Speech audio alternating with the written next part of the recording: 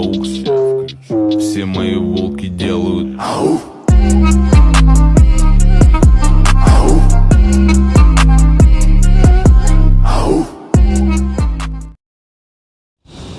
Tak pede, tak pray. Kamu yang kepegah, kamu tulis kat Facebook buat perkara lain.